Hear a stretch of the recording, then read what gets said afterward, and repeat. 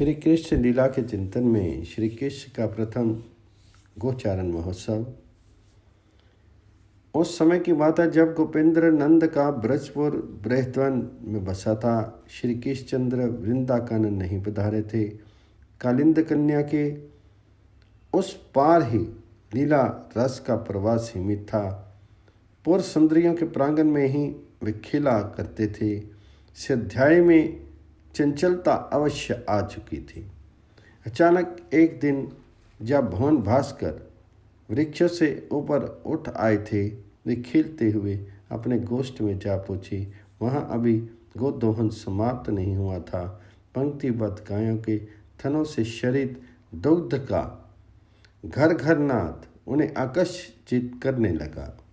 कौतूहल भरी दृष्टि से देखते हुए वे दूर, बहुत दूर तक चले गए। एक वृद्ध गोप गाय दूरे था। साथ ही मंद मंद स्वर में उनके ही बाल चरित्र के गीत उनके कंठ निर्झर से झर से रहे थे। पर अब गाय सहसा चीख उठी। नील सुंदर को देखकर हंबाराव करने लगी। वृद्ध गोप ने भी पीछे की ओर दृष्टि डाली। नंदनंदन उसे भी देख के फिर तो गोदोहन हो सके ये संभव ही कहाँ था। बस निर्निमेष निर्णय से वह नंदनंदन की ओर देखता ही रह गया। ये गोप व्रज राज्य का बाल्य सखा है। ब्याह इसने किया नहीं। आजीवन नंदराय के साथ ही इनके दिन बीते तथा ब्रजेश ने भी आदर्श प्रेम निभाया। मित्र के रूप में तो क्या, सदा अपने ज्येष्ठ भ्राता के समान ही वे इसे सम्मान का दान करते आए हैं। पर नंदनंदन के जन्मदिन से ही ये अर्धविक्षिप्त सा रहने लगा था और ब्रजेंद्र को इनकी स्नेहोचित चिंता सी लग गई थी। गौ सेवा के कार्य तो इनके द्वारा ज्यों के त्यों संपन्न हो जाते थे, पर इसके अतिरिक्त उसे अपने शीर का भान नहीं सा नहीं ही है, ऐसा ही लगता था। अस्तु नंदनंदन उनके पास आकर बैठ के इतना ही नहीं, अपने हस्त कमलों से उनके स्कंद एवं चिबुक का स्पर्श करके बोले, ताऊ मुझे भी दोहना सिखा दो। वृद्ध के करण पुटों में पीयूष की धारा बह चली। श्री कृष्णचंद्र के इस मधु भरे कंठस्वरा का उन्मादी स्वर देखते ही योग्य था। दूध से आधी भरी हुई दोहिनी हाथों से छूटकर पृथ्वी पर जा गिरी तथा नंदनंदन को भुजपाश में बांधकर वह गो बेसुध हो गया। और जब चेतनाई कहना कठिन है कि बाह्य दृष्टि में 2 ही क्षण बीतने पर भी सचमुच वह कितने समय के पश्चात जागा। उस समय भी उसके प्रेम विवश आंखें झर रही थी तथा श्री कृष्णचंद्र अपनी छोटी छोटी अंगुलियों से उनके नेत्र पहुँचते हुए कह रहे थे, क्यों ताऊ मुझे नहीं सिखा दोगे? किंतु आज तो अब तक सभी गौएं दूही जा चुकी थी। गोप के ध्यान में एक भी गाय दूहने के अवशिष्ट नहीं। गोदोहन की शिक्षा आज संभव नहीं। गदकंठ से गोप ने कहा, मेरे लाल कल सिखा दूंगा। अब भला श्री कृष्णचंद्र के उल्लास का कहना ही क्या था। आनंद विहल से हुए वे बोल उठे, ताऊ बाबा की सौं है, कल अवश्य सिखला देना। भला मेरे आने तक कम से कम एक गाय बिना दूहे अवश्य रख लेना। तो गोप ने नील सुंदर के इस प्रेमिल आदेश का कोई उत्तर नहीं दिया। उनकी वाणी अश्रु के आवेश में रुद्ध थी। स्थिर पलकों से वह देख रहा था अपने प्राण धन नंदनंदन की ओर ही। श्री कृष्णचंद्र पुनः बोले, ताऊ अब तो मैं सियाना हो गया, अपनी गाय अपने आप दो लूँगा। गोप प्रस्तर मूर्ति की भांति निश्चल रहकर सुनता जा रहा था और श्री कृष्णचंद्र तनिक सा रुककर फिर कहने लगे, अच्छा ताऊ, आज संध्या को सिखा दो तो कैसा रहेगा।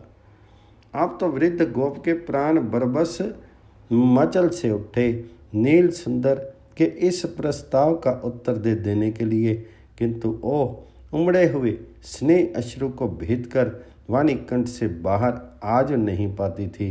विचित्र सी दशा होगी उसकी। इतने में ब्रजराज नंदन ने चटपट स्वयं ही अपना समाधान कर लिया। वे बोल उठे, नहीं ताऊ, सायंकाल तो मैया आने नहीं देगी, कल ही सिखा देना। कल तुम गौशाला गाय दोहने जब आओ तब मुझे पुकार लेना। ये कहकर वे कुछ सोचने से लग गए और फिर बोले, नहीं नहीं, पुकारने की आवश्यकता नहीं, मैं अपने आप ही आ जाऊंगा, पर तुम भूलना मत ताऊ। इस बार अपनी सारी शक्ति बटोर करके गोप ने उन्हें पुचकार मात्र दिया। पुचकार के द्वारा ही उसने सिखा देने की स्वीकृति दे दी और श्री कृष्णचंद्र अत्यंत उल्लसित होकर लौट आए। देनु दुहत देखत हरि ग्वाल, आपनु बैठी गए तिन डिंग, सीखो मोहि कहत गोपाल। काली तुम्ही गो दोहन सिखाई, आज दुही सब गाय। भोर दोहो जिन नंद दुहेई, उनसो कहत सुनाई। बड़ो भयो अब दोहत रहोगी, अपनी धेनु निबेरी। सूरदास प्रभु कहत सो दे, मोहि लीजिए तेरी। इसके दिन दूसरे दिन जितना शीघ्र संभव हो सका वे उस गोप के समीप पहुँचे। आज उनके साथ बलराम भी थे। आते ही उन्होंने गोप की दोहनी थाम ली और बड़ी उत्सुकता से बोले, चलो ताऊ, गाय कहाँ है, सिखा दो। तथा अग्रज श्री रोहिणी नंदन भी अपने अनुज का अनुमोदन करने लगे। हाँ हाँ ताऊ, इसे आज अवश्य सिखा दो। वृद्ध का रोम रोम एक अभिनव विशुद्ध स्नेह आवेश से पूरित हो उठा। नील सुंदर को अपने स्निग्ध हृदय से लगा लिया। उसने मानो वात्सल्य मृषन्न हृदय की प्रथम भेंट समर्पण कर दी। तदनंतर उसने उनके हस्त कमलों में एक छोटी सी दोहनी दे दी। नील सुंदर भी उसी गोप का अनुकरण करते हुए दोहने की मुद्रा में गाय के थन के पास जा बैठे। गोप की शिक्षा आरंभ हुई। श्री कृष्णचंद्र की उंगलियों को अपनी उंगलियों में धारण करके उसने थन को दबाना सिखाया। थन से दुग्ध तो तभी शरित होने लगा था जिस क्षण श्री कृष्णचंद्र गाय के समीप आकर बैठे मात्र थे और अब तो दूध की धारा बड़े वेग से निकलने लगी थी। अवश्य ही वह दोहनी में ना गिर रही थी। कभी तो नील सुंदर के उदर देश पर और कभी पृथ्वी पर। बड़ी तत्परता से वे दोहनी को कभी पृथ्वी पर रख देते, कभी घुटनों में दबा लेते तथा इस चंचल प्रयास में एक दो दार दोहनी में गिरती, एक दो नील सुंदर के श्री अंगों का अभिषेक करती तथा एक दो धरती पर बिखर जा रही थी। फिर भी कुछ दूध तो दोहनी में एकत्र होकर ही रह गया। श्री कृष्णचंद्र के हर्ष का पार नहीं। दोहनी लेकर वे उठ खड़े हुए। नाच नाच कर वे अपने दादा को ये दिखा रहे थे, देखो मैं दोहना सीख गया। इसके पश्चात क्रमशः दिवस रजनीश अवसान होकर पुनः प्रभात हुआ। 30 घड़ी के अनंतर जब श्री कृष्णचंद्र के दैनंदिन लीला का आरंभ होने चला, प्रातः समीर का स्पर्श पाकर के जन्नी ने उन्हें जगाया और वे जागे। तब वे जन्नी का अंचल धारण कर मचल उठे। दे मैयारी दोहनी, दोही लाऊं गैया, माखन खाए बल बेहो, तोहे नंद दुहैया। सैदरी काजरी घूमरी दोरी मेरी गैया, दोही लाऊं तुरंती तबई, मोही कर दे धैया। ग्वालन की संग दोहन हो, भूजो बल भैया। सोर निरखी जन्नी हंसी, तब लेती बलैया।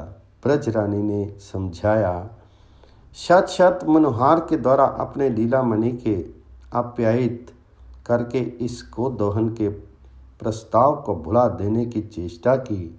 अरे मेरा नीलमणि तो अभी निरा अबोध शिशु है, किसी गाय ने दोते समय लात मार दी तो। इस भावना से भयभीत हुई जन्नी ने बहुत कुछ कहा, किंतु हठीले मोहन बात पकड़ लेने पर छोड़ना जानते जो नहीं। बाध्य होकर जन्नी ने अंतिम निर्णय ये दिया, मेरे प्राण धन नीलमणि, पहले अच्छी तरह बाबा के पास जाकर के दोहना सीख लो, तब मैं दोहने दूंगी, और तब तो दूध दोह लाना। ठीक है। बाबा की शिक्षा भी सही। श्री केशचंद्र ब्रजेंद्र के समीप चले आए, उनसे बारंबार हठ करने लगे, बाबा जो मोहि दोहन सिखाओ, बाबा जो मोहि दोहन सिखाओ। गाय एक सुधी सी मिलवो, हो दुहो बलदाव दुहाओ। महाराज नंद ने किसी शुभ मुहूर्त में सिखा देने का वचन दे दिया, पर इतना धैर्य नंद लाडने में कहाँ।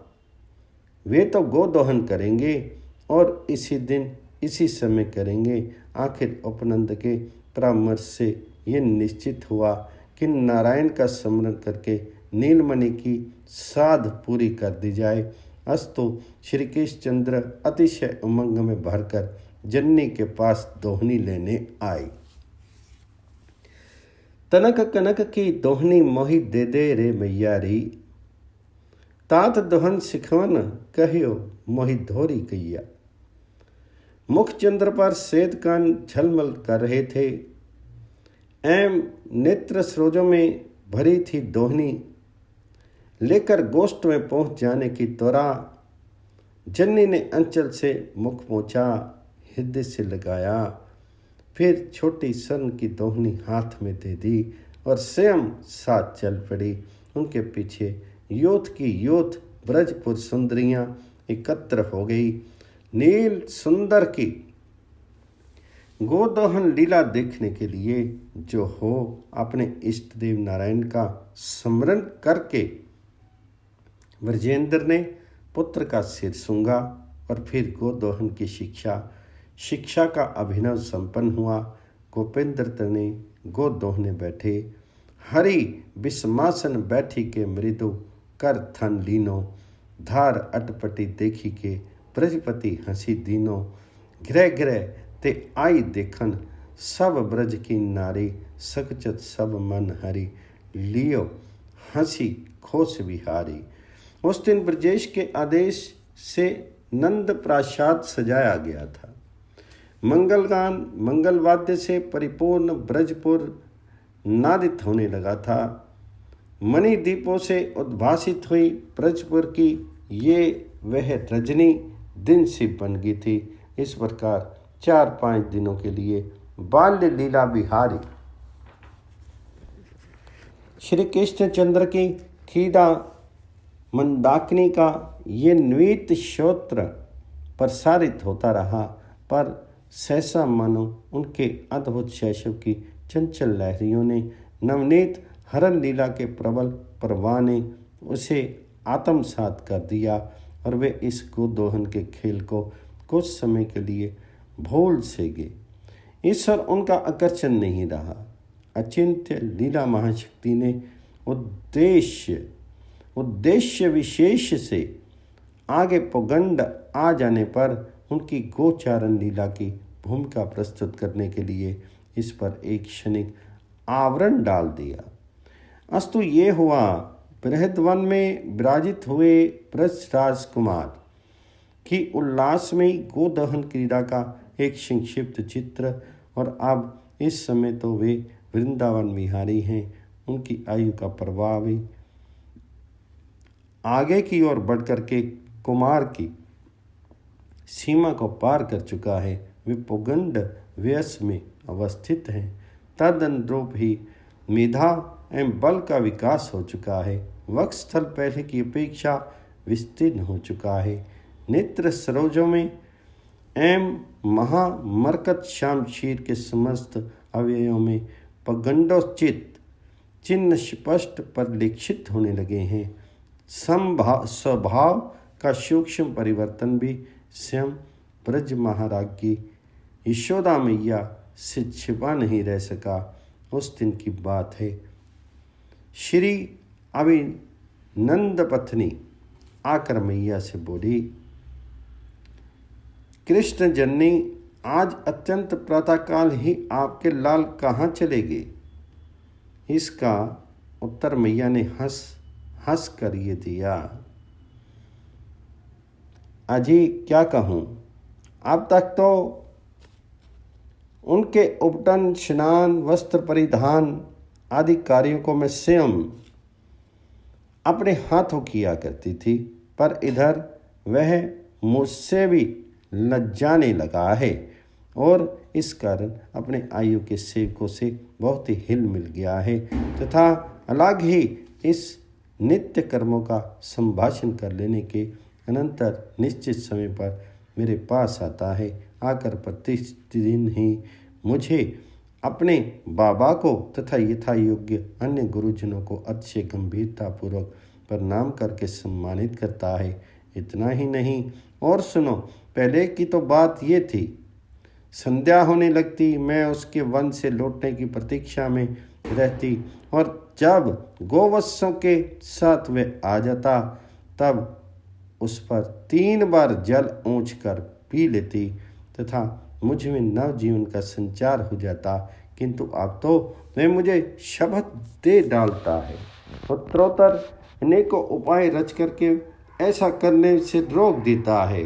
उनके पास द्वारा मेरे दोनों हाथ इस क्रिया के लिए अक्षम कर दिए जाते हैं और मैं वह संजीवन जल पी नहीं पाती तथा ठीक यही दशा रोहिणी नंदन बलराम की होगी है। जननी का ये उत्तर सुन करके अभिनंद पत्नी तथा वहाँ उपस्थित अन्य पूर्ववनिताएं हंसने लगी। इधर ब्रजेश की दृष्टि भी श्री कृष्ण चंद्र में आई हुई इस अस्फुट संकोच वृत्तियों को भाप लेती है। एक दिन राज्यसभा में मंद मंद हंसते हुए वे भी सनंद एवं नंदन से बोले,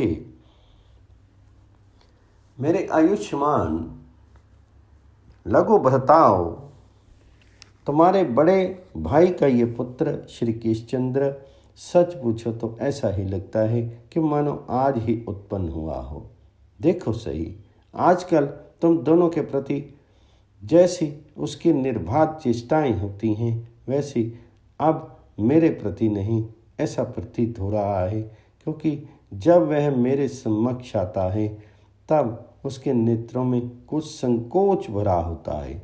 किंचित संचित नेत्रों से ही वह मेरी ओर देखता है, पर तुम दोनों के साथ वह अभी भी उसी प्रकार मधुर वार्ता मीठी बातें करता है। मैं ऐसा ही देखता हूँ। ब्रजेंद्र की ये उक्ति गोप सदस्यों को हर्ष उत्फुल्ल बना देती है। नीलचंद्र के दोनों पितृव्य चाचा तो उनकी भूरी भूरी प्रशंसा करने लगते हैं। ये सुन लेने के अनंतर ब्रजराज ने पुनः प्रेम मृसन स्वर में कहना आरंभ किया, भैया सनंद एवं नंदन, आहो, परसों की तो बात है, तुम दोनों जा रहे थे एवं तुम्हारे पीछे थे राम श्याम।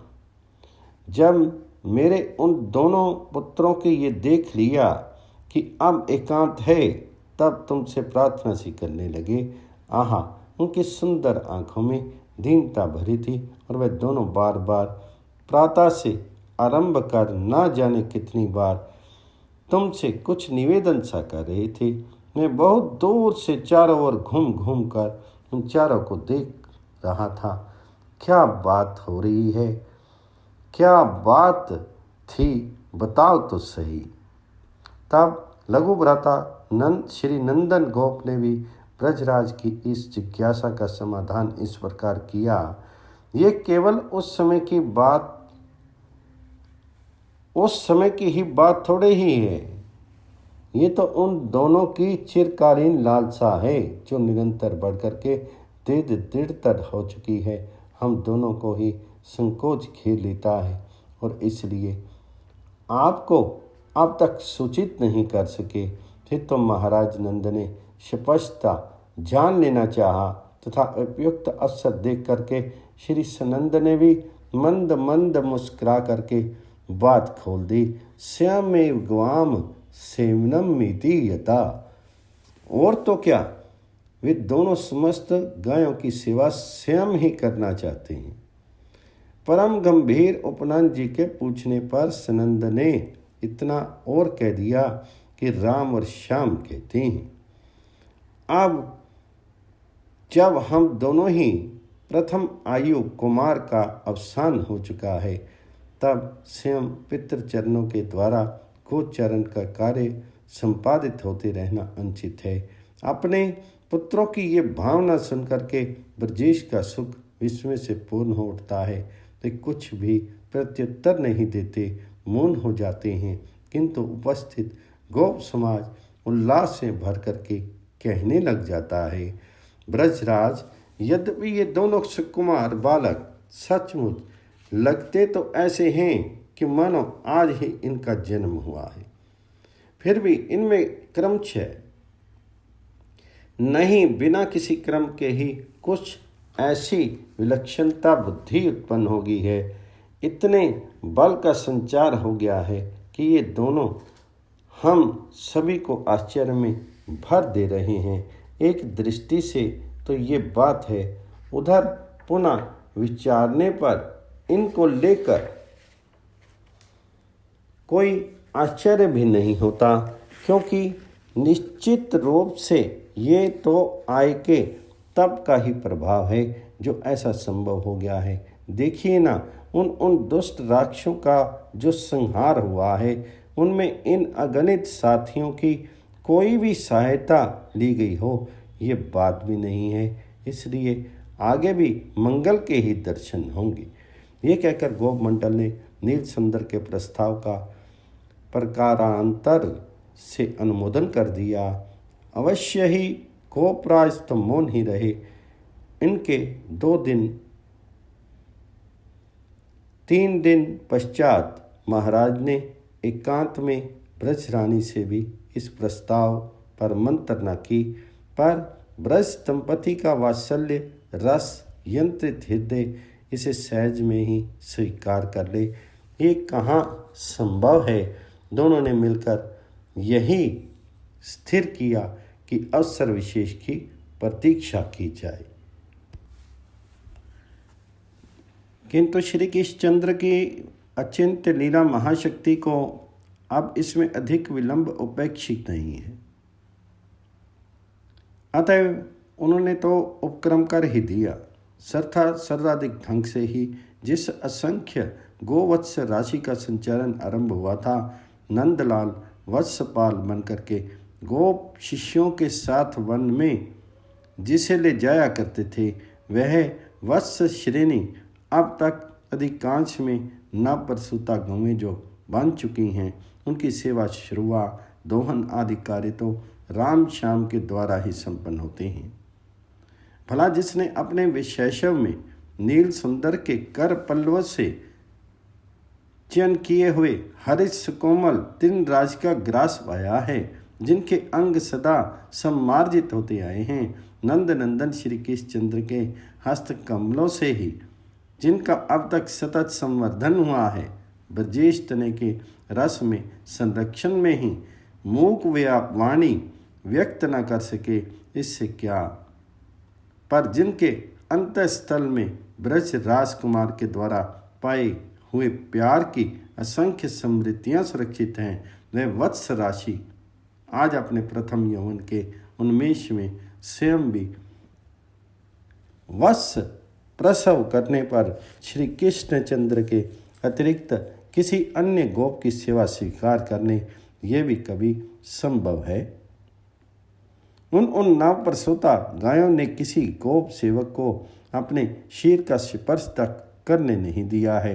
अपने पार्श्व में किसी भी गोप को देख ही वे बुझ जाती तथा जहाँ श्री कृष्णचंद्र आए कि हम बार आओ गोष्ठ की निनादित करने लगती।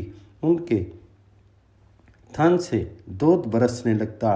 दोहनी नीचे रख भर देने की बात थी। क्षणों में वह कंठ तक पूरित हो जाती और फिर एक सुंदर धवल प्रवाह नीचे की ओर बह चलता। सुरभि थन में इतना दूध कहाँ से संचित हो गया, इसे कौन बताए। और वह अभी अभी ब्रजपुर में भूमिष्ठ हुआ। वत्स भी तब भूल जाता अपनी जननी को। वह तो सरल भोली चितवन से केवल नील सुंदर की ओर देखता रहता। अपने कर पल्लव से वत्स का मुख लेकर नंदलाल उसे थन से सटा देते, फिर भी वह दृष्टि फेर लेता। नंद लाडले के श्यामल अंगों में ही उनकी आंखें उलझी रहती। यदि अघटन घटना पटेयसी योग माया के अंचल की छाया यथा समय उनकी स्मृति को आवृत न कर लेती तो कोई वत्स पर अपनी जननी का स्तन रस पान कर सके। ये नवीन धेनु समूह श्री कृष्णचंद्र का संग त्याग सके, ये सर्वथा संभव है। जो हो इस प्रकार इनकी सेवा तो एकमात्र राम श्याम के द्वारा ही होने लगी है। इन्हें तृणदान आदि का भार रोहिणी नंदन राम पर है और दोहन की क्रिया संपन्न होती है नील सुंदर के द्वारा। कुमार का वह को दोहन खेल, लीलासुर धुनि का वह सुंदर स्तोत्र इतने काल तक मुख के विभिन्न विपाकों में ही विलीन रहकर अब पुनः पृथक होकर प्रसारित होने लगा है। ब्रजेश का ध्यान आकर्षित करने के लिए, उन्हें सूचित कर देने के लिए कि ब्रजेश्वर आप विलंब मत करो। नील सुंदर की योग्यता इससे अधिक प्रमाण और क्या चाहते हो। अपने संरक्षण में अवस्थित इस अपार नवीन गोधन का तनिक सा भी भिजू के बिना ही दोहन कर्म समाधान कर लेने की कला में निज तने नीलमणि की निपुणता देख लो। अब क्यों नहीं इन्हें अपने राजकुल के अधिकृत समस्त गोधन के ही संरक्षण का भार सौंप देते। लीला विहारी श्री कृष्णचंद्र की अभिलाषिता पूर्ण हो जाती, पर ब्रजराज के श्री कृष्ण संभावित प्राणों में तो झंकृति है।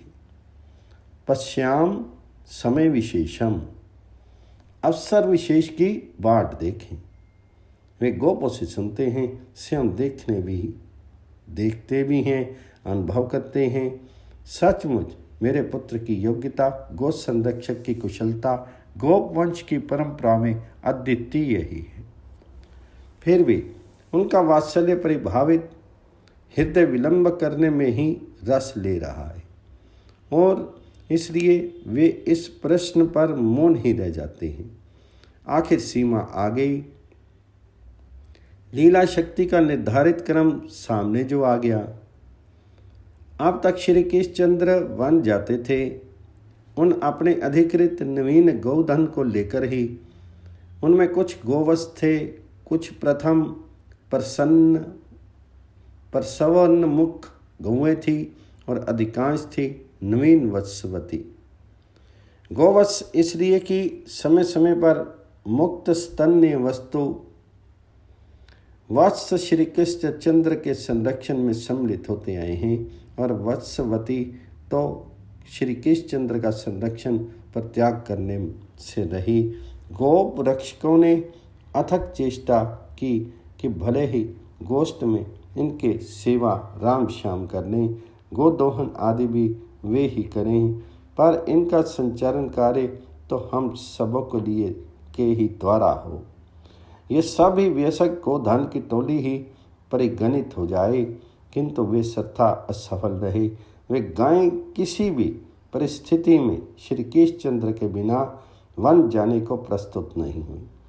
अतः सदा से आया हुआ 2 विभाग अब तक चलता ही रहा। गोपरक्षक अपने अधिकृत ब्रजेश के अपार गोधन का संचरण करते एवं श्री कृष्णचंद्र उसी के अंशभूत अपने अधिकृत गोवत्स सम्मिश्रित समूह का अस्तो। आज सहसा प्रातःकाल एक विशेष घटना घटी। उपक्रम तो कल हो ही गया था, आज सबों ने प्रत्यक्ष देख लिया। वन से लौटते हुए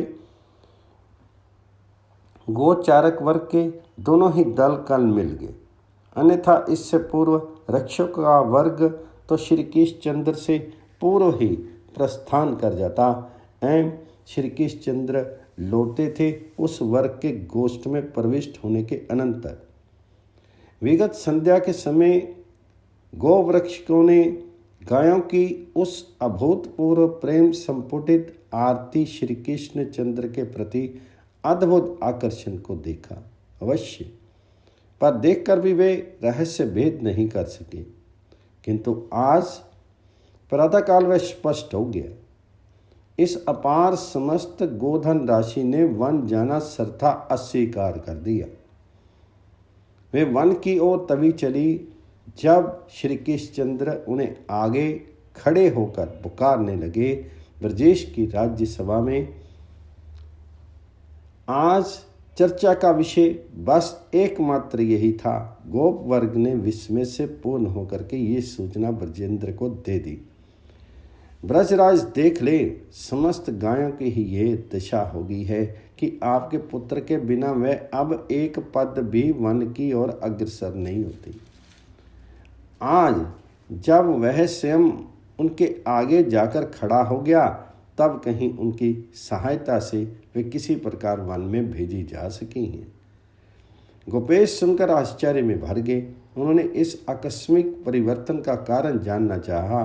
थे तो समस्त सभासद एक स्वर से पुकार उठे, ये तो जानी हुई बात है ब्रजेश्वर, जहाँ कहीं जिनके प्रति भी आपका पुत्र प्रेम प्रदर्शित करता है, वहाँ सर्वत्र यही परिणाम सामने आता है। उस दिन अनेक युक्तियों से गोप मंडल ने ब्रजेश को समझा बुझाकर नील सुंदर पर ही समस्त गो संरक्षण का भार सौंप देने के लिए उन्हें बाध्य कर दिया। सबकी एक ही राय, एक ही मांग थी, अतः अब आपकी आज्ञा हो जाए। तथा ब्रजराज ने भी वाणी से तो नहीं, अपनी हर्ष भरी दृष्टि से ही प्रस्ताव का समर्थन कर दिया। उपनंद जी तुरंत ही ज्योतिर्विदों का परामर्श ले आए। उन सबों ने भी सन्निकट योग का भी आदेश किया। पंडित जनों के कर्णपुटों के लिए सुखप्रद मंगल यशपूर्ण बुधवार श्रवण नक्षत्र विशिष्ट कार्तिक शुक्ल पक्ष की अष्टमी गोपालन के लिए परम सुंदर मुहूर्त है। अस्तु अंशुमाली जब उस दिन प्राची को रंजित करने आए, क्षितिज की ओर से ब्रजपुर के आकाश को झांक करके देखने लगे। उस अष्टमी के दिन ब्रजेंद्र नंदन श्री कृष्णचंद्र के प्रथम गोचारण महोत्सव के उपलक्ष्य में वहाँ क्या क्या हुआ, इसे कौन बताए। वाग्वादिनी स्वयं विथकित जो हो रही है, लीलादर्शी की रचना के अंतराल में हंस वाहनों की प्राणों की इतनी सी झंकृति कोई भले ही सुन ले। अरे इस महामहोत्सव का वर्णन करना चाहता हो, नहीं कर सकोगे। सुनो, एक नहीं, इसके लिए अनेकों वक्ता चाहिए। उनमें प्रत्येक वक्ता के ही अयुत 10 सहस्त्र मुख हों। सभी की आयु श्रद्धा बनी रहे, कभी क्षय न हो, वे निरंतर गाते ही रहें, तब वर्णन करने का विचार करना। भला इससे पूर्व नील सुंदर के कुमार व्यस में शिशिर वसंत की संधि पर होने वाले वत्स आचरण महोत्सव की शोभा भी निराली ही थी। प्रायः उनके कार्यक्रम का ही अनुसरण आज इस गोचारण प्रसंग में भी हुआ है। अट्टालिका, गृह तोरण, गृह द्वार, अलिंद, वीथी, चतुष्पथ, इन सब का साज श्रृंगार एवं देव पूजन आदि शास्त्रीय क्रम भी उस पूर्व की अनुक्रमणी के सांचे में ही ढले हैं। पर आज का रंगारंग पारावारावहीन आनंद सिंधु का ये अभूतपूर्व उद्वेलन और किसी के श्री कृष्ण चरण नख चंद्र से आलोकित त्रिगों में भले ही ये क्षण भर के लिए झलमल कर उठे, पर वाणी तो इसे व्यक्त करने से रही, केवल दिग्दर्शन मात्र संभव हैं। देखो, श्री कृष्णचंद्र गोपाल बनने के योग्य नवीन वेशभूषा से सुसज्जित हैं। उनका रक्षा विधान संपन्न हुआ है। ब्राह्मण एवं गुरुजनों के आशीर्वाद से उनके श्रीअंग सिक्त हो चुके हैं। पुण्यवाचन कर्म भी सांगोपांग समर्पित हो चुका है। ब्रजरानी श्री रोहिणी एवं असंख्य ब्रजरामाओं के द्वारा इनका वन गमनोचित नीराजन का मंगल कृत्य भी पूर्ण हो गया है।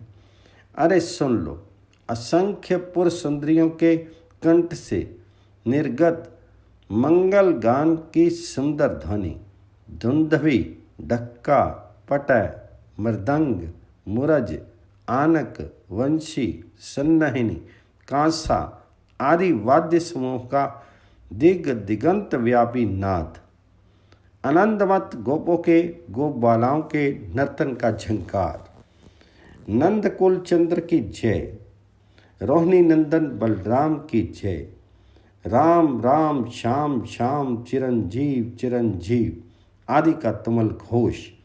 और सब अब देखो, आहा, वे चले अपने अग्रज बलराम से संवलित श्रीमान गोप महेश्वर तने श्री कृष्णचंद्र गायों के पीछे पीछे। ओह, कैसी अनिर्वचनीय शोभा है! ओह, बलिहारी हैं श्री कृष्ण के इस अप्रतिम सौंदर्य की। सखा साथ बल भैया साथ, राजत रुचिर मंगली माथ, बीच अछत सु कवन छवि गनी, मोती जमे चंद मधी मानो।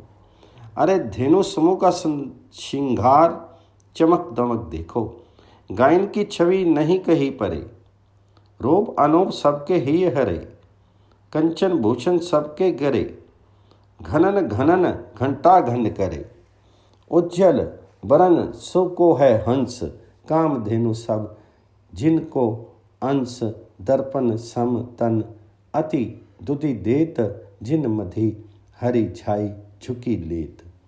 ओह, केवल दो अक्षी कोणों में अत्यंत लघु युग्म करनंद्रों में एक साथ दिग्दर्शन मात्र विवरण को भी संपूर्णता कैसे धारण कर सकोगे। इसलिए ऊपर दृष्टि डालो, अंतरिक्षचारी अमर वृंद के नेत्र गोलकों में समा कर देखो, वे इस समय क्या देख रहे हैं। आहा, इनके दृक अंचल में अभी भी वह चित्र वर्तमान है। श्री कृष्णचंद्र उस समय गोधन के समीप गए हैं।